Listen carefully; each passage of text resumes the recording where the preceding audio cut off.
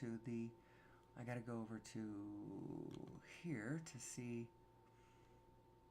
It looks like I am live, and I don't know how to, do I have to push play? Push play. Here I am, here I am, here I am. No, no, no. Yep, here I am, here I am, here I am again. Now, if I don't know why I'm up right now. I wasn't up a little while ago, and if you find me now, forgive me. I am near the end of the show. We've been talking about who am I and the possibilities of understanding our configuration and the possibilities echoing outward to our lives, what it can mean in a positive way to solve all of the practical issues humanity has on the ground, like ornery individuals, antisocial behavior, chaos and disorder, people acting up, people being unkind, people being downright mean, hateful, wicked, and stupid. There's all kinds of things like that. I think every one of those is a question of a disconnection as a result of misalignment with source and the whole of who you are. The whole of who you are is the whole thing, and we are the whole thing. And we're not going to be happy until we're all winning. We don't want to play it as a win-lose. You can play it as a win-lose, and a lot of people do, you know. F you, I've got mine, you know. It's everyone out for themselves. And in a way, that's true.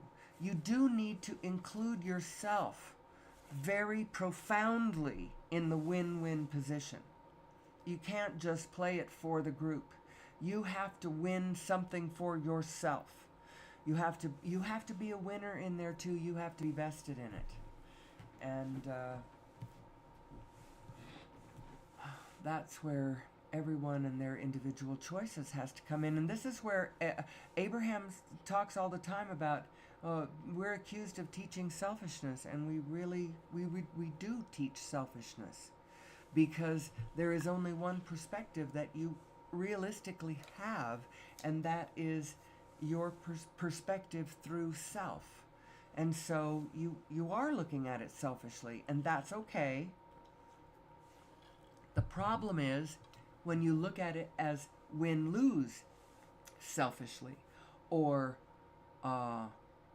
me against everybody else kind of selfishly. It's not that kind of selfishly. When you're looking at it as a, win-win, then you get to win, and everybody else gets to win too.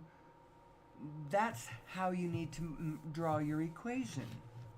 And when you do that, you end up having all the universe as your potential cooperative components, as they all jump in on your organization as part of their win.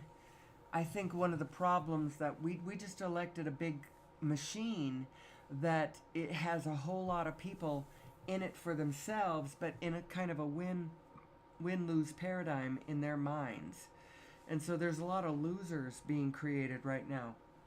And I would like us to align a little better than that, so that all of us, not just all of us Democrats, and we get what we want and the Republicans are screwed.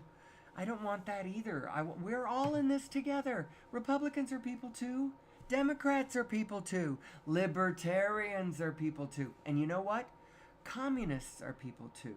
And socialists are people too. And all of that, whatever. And every one of them sort of represents an element of the whole picture that is correct. But you kind of got to add it all together. It's like your neighbor is your unknown self made visible. Now add in all your neighbors and yourself, and it's us, humanity with a capital H, mankind with a capital M. We're not going to make this. We're not going to make it to the 22nd century if we don't get a grip on some of this stuff. There's going to be too many of us for us not to be dancing in harmony with Source. And I got a ton of ideas of how to do this. You can look at everything we're doing. You can see the skeleton of where we're trying to get to. Like even, so look in Asia. I just got a vision of this. In Asia, people do things different. Like you watch House Hunters and you can see this. A lot of houses, a lot of apartments don't have ovens. They might have a little cooktop, but they don't have ovens. And they also, in neighborhoods, have big cooking centers and big market centers where all the ingredients come into, and big kitchens and street vendors and stuff, so people don't even have to cook. It's not even efficient for people to cook. Let the people who love to cook, who want to cook, who know how to cook, who have all the ingredients coming to them, they're specializing in the cooking, and the other people specialize in other things. And we are a we, and we could organize as a we if we understood the fundamentals of organization. And through the course of my show, I want to talk about the fundamentals of organization, because the fundamental organization form is spin. It really is. It's as simple as that. It's spin. But at the center of every spin is a thought, a spirit, a feeling, a frequency. And the center that you start with has everything to do with how that organization spins out and how it plays out over time and how it aligns with the rest of the field and all of the rest of the spins. Very interesting. We can fix all of our problems. Every one of our problems on planet Earth is absolutely fixable. And all we have to do is understand who we are, how it works, and we do. The math has been done. The roadmap is there. The mathematics and the physics of it is the roadmap to the technology of the true 21st century. Right now, the technology that we're sort of regurgitating right now is mostly and more of a 20th century. Now, it's starting to become 22nd century, but not really. It's not gonna be really until it is fueled by the fuel of the 22nd or the 21st century. And what is the fuel of the 21st century? It's no fuel at all. It's understanding that infinite energy surrounds everything, everywhere, and we just need to understand its structure and play with it. Become vacuum engineers, quantum engineers. Learn how to build how to create our own little singularity in the lab and point it in different directions, up to the stars. It's how we're going to get gravity control, is to understand what gravity is. It's not the pull of a large object caused by it curving the space around it. It's the curvature is being caused by the spinning of the field.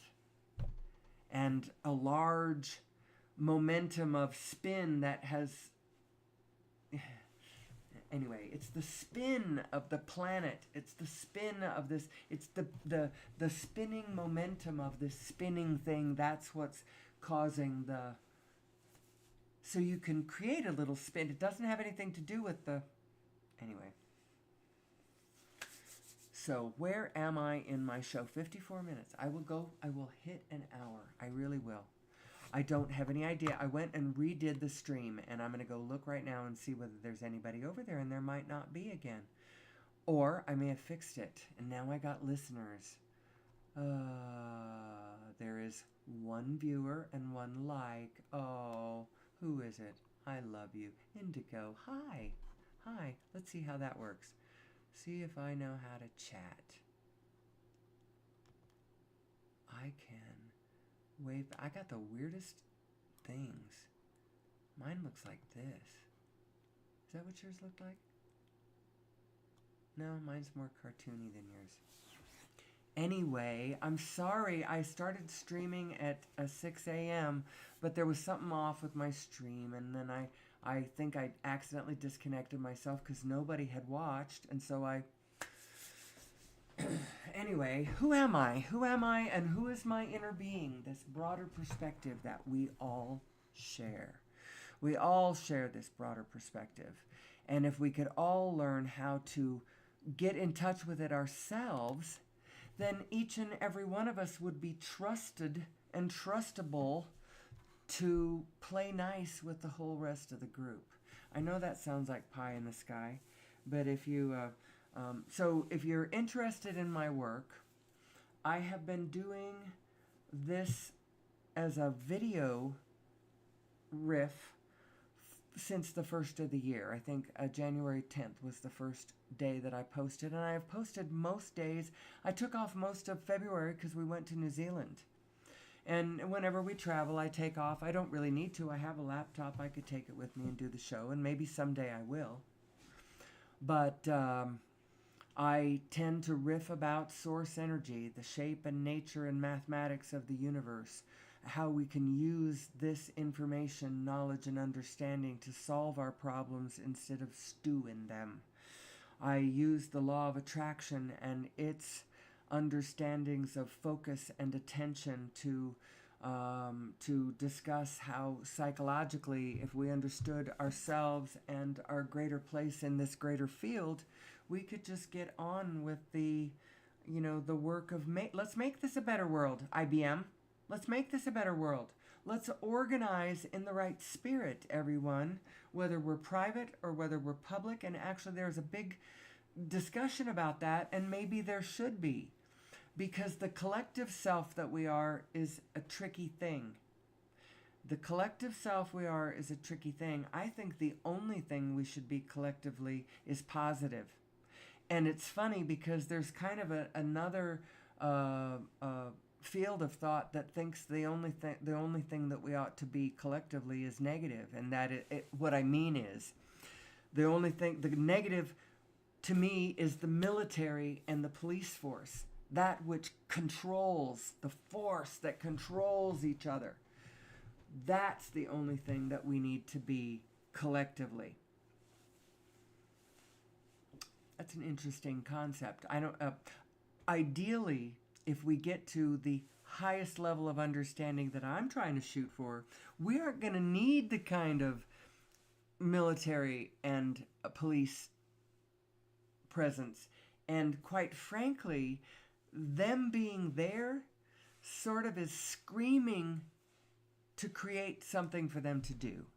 And so I really think we do need to dismantle the military, but that's going to be a secondary effect. It's not going to be the first thing we do. We're going to have to chill out in our own consciousness first and understand who we are and what's really going on and how we can trust other people.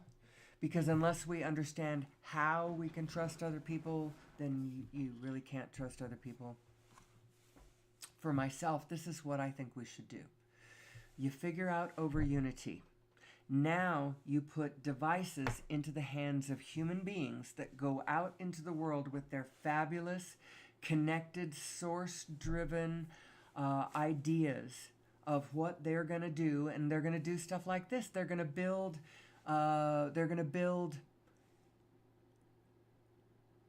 facilities on the edge of the sea next to deserts that desalinate ocean water.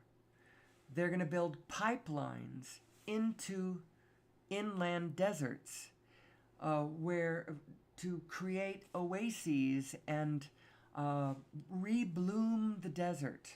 We can ameliorate the climate on this planet if we all work together. We can have a great effect on the planet, a very, very positive effect on the planet. But we don't need to do it for the group, and we certainly don't need to sacrifice ourselves for the group. Everybody needs to be in this for themselves, because everyone is in this for themselves. They are. Everyone wants to win. I want to win. You want to win. I want you to win. And actually, maybe that's the kind of alignment we all need to try to get used to. It's not, don't be so competitive against one another. The competition should be to compete to see who could be most cooperative. Although I admit that could get a little nauseating at some point. A nice measure of both, I suppose. Competition really means striving together. It doesn't mean, me against you. It's the Olympics, the original spirit of the Olympics was not competition so much as in your face, sucker, it's more like all of us trying to be me trying to be better than you and you trying to be better than me, and in the doing so all of us achieve a higher level of physical excellence, mental acuity, all of those things.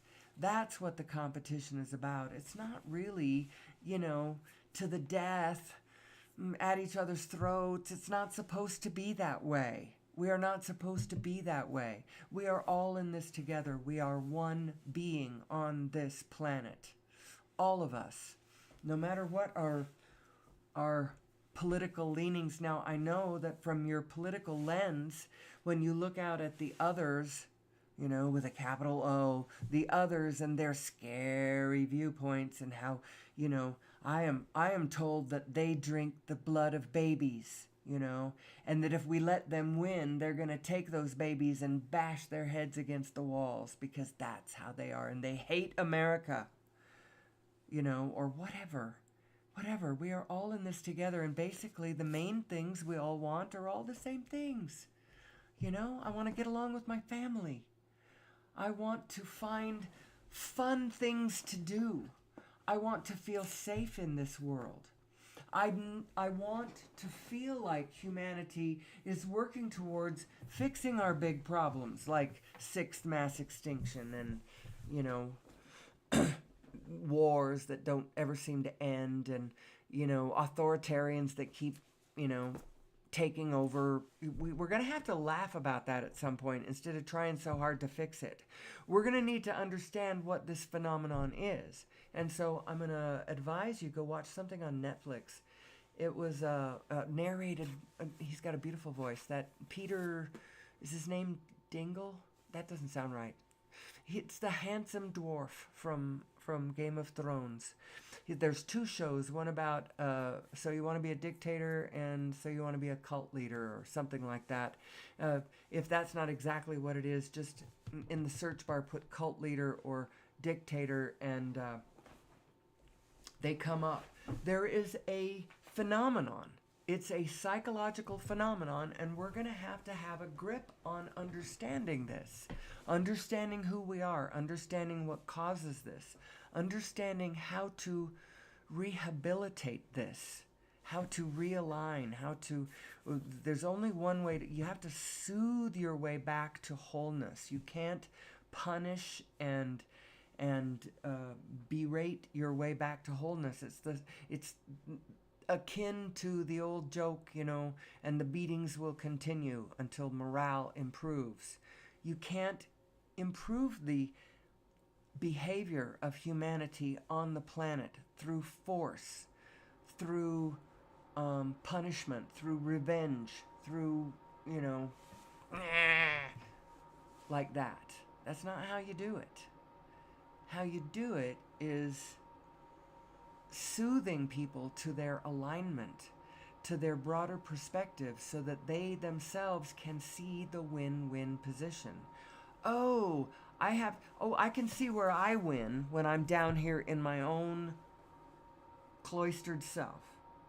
But I have to be a little more in touch with my broader perspective to understand where there is a place where my win coincides with your win, where we can all win. We do not need to have a whole field of losers.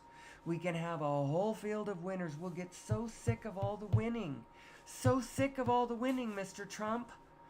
But let's play it like a win-win, not like a win-lose. And I'm willing to put down the the sword and pick up the olive branch. Now, no, not with naivety. And I'm not actually, I'm in such a general position that I'm nobody from nowhere with in charge of nothing. So me saying that is not don't anybody get shocked. Oh my God, they're gonna make she's gonna make a deal with the Hitler. Well, he's not Hitler, and us reacting as though he's Hitler is collective generational trauma playing out as we recognize some things that look the same from when we were traumatized really harshly last century. We were really harshly traumatized as a human species. And now we're very hyper vigilant for the signs. What are the signs? What are the signs? What are the signs? That's where what the Jewish League, whatever the Anti-Defamation League or whatever, they're all about that.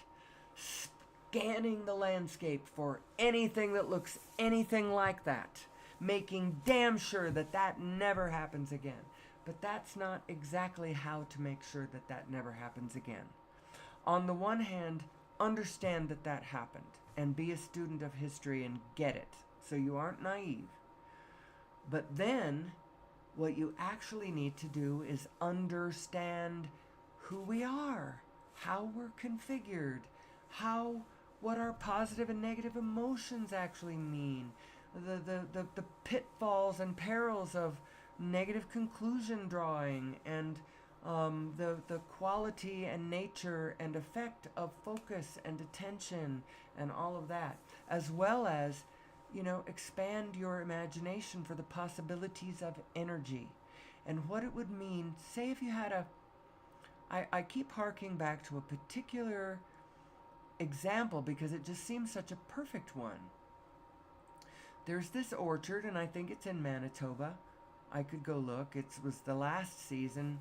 I think it was the last season, unless it was second to the last season, of Still Standing, which is a show about struggling small towns in Canada. A lot of them are struggling because the reason they were founded was one industry, and the world has changed, and that industry isn't there anymore. And so now what do these people do who like where they live and want to stay living there? They like the people around them. They love the landscape. They all the bright ideas that they come up with to stay where they are. And one of the places had an orchard that used to be a big employer and used to belch out lots and lots and lots of apples. Now, as far as I know, the world still would like to eat apples. There's plenty of places where apples would love to be eaten. We haven't grown enough apples, but the cost of running that orchard got too high, and they couldn't sell the apples for enough money to cover the cost of energy, the cost of the farm equipment and running the farm equipment and all the energy. And then all of the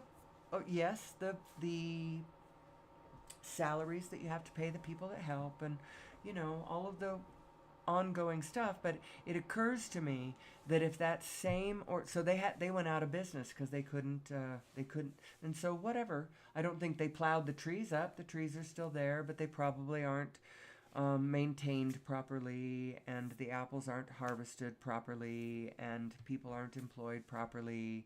It's probably just a family thing, and then not much is happening with it. It occurs to me that if you had free, clean energy, little mom and pop things like that would be viable, because without having to sell your soul, without having to ransom your soul to get those energy credits so that you can buy into, because you got to buy the energy from the beginning. It's baked into the cake of operations.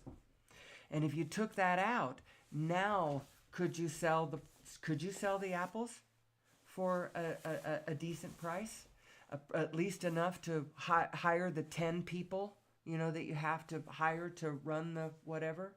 Could you do that? And you know what? Little pockets of little tribes, little groups of people could go out into this magical matrix that we live in.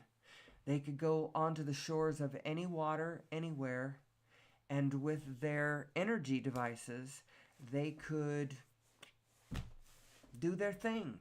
They could live off the land. You could live off the land with a little bit of technology and a way to plug into infinite source of energy, and a decent location to begin with.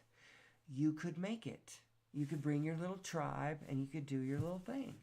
But you know what's going to happen is people are going to percolate out there in the wilderness, and they are going to come up with some wild culty shit. They just are. Some of them are going to be very negative cults, and some of them are going to be very positive cults. And if all of us could understand how this whole system, the whole system works, from the spin we all share to the individual spins that each and every one of us individually is calling.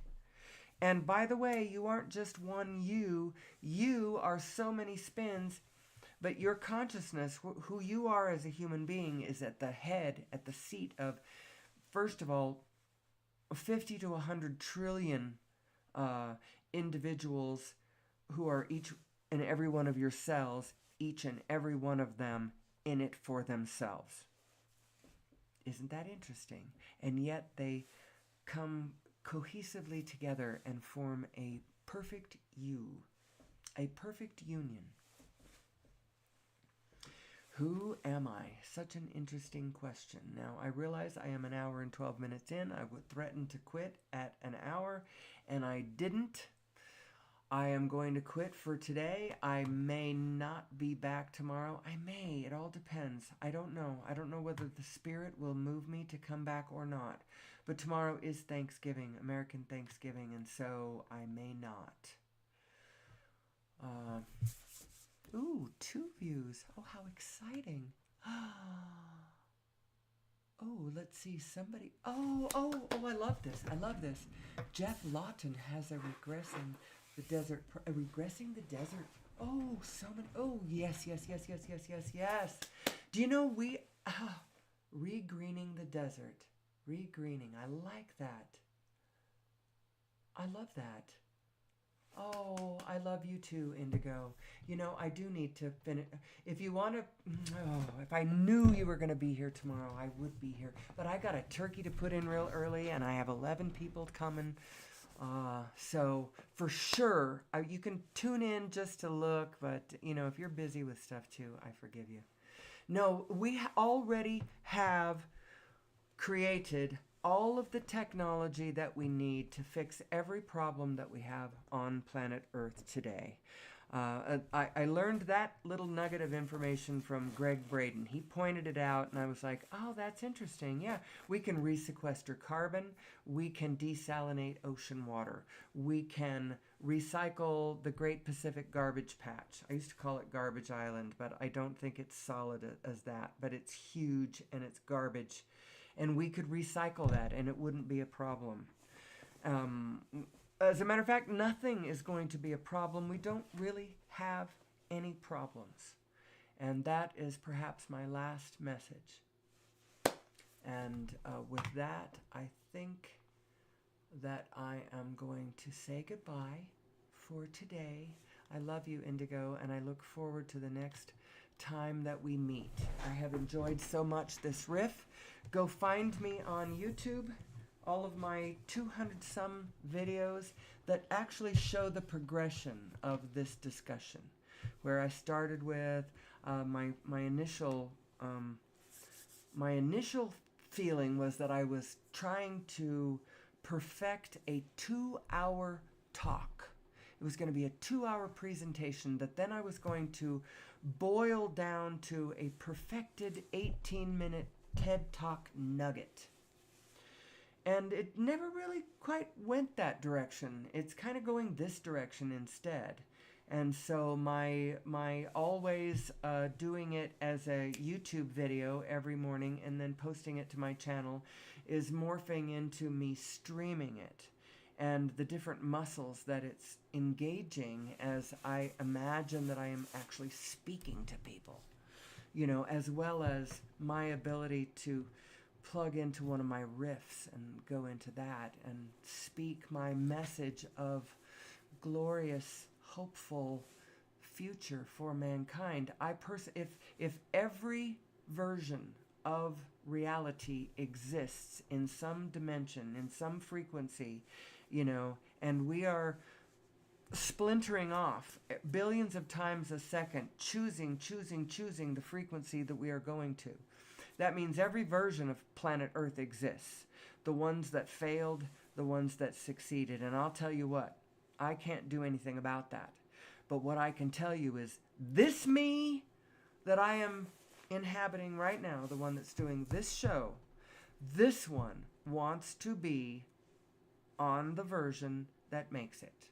So stick with me, kid, and we will get there someday. And with that, I think I will leave us until maybe tomorrow, for sure the next day. In any case, God bless, I love you, and as always, may that source be with you.